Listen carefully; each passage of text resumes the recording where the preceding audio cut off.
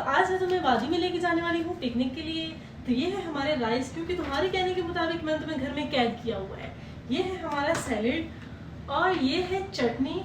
इसके अलावा इसमें डाल लेंगे हम पानी। इसमें ये 8 घंटे तक ठंडा रहता है इस वजह से।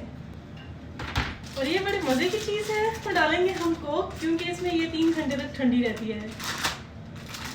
क्या जुगाड़ी काम है ना। और इसका ओपनर भी अंदर ही डाल देते हैं।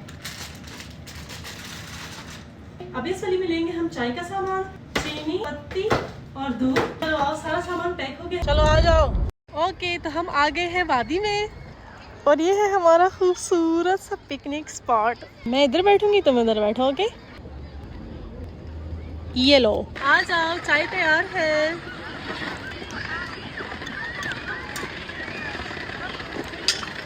तुम, मैं और एक कप चाय।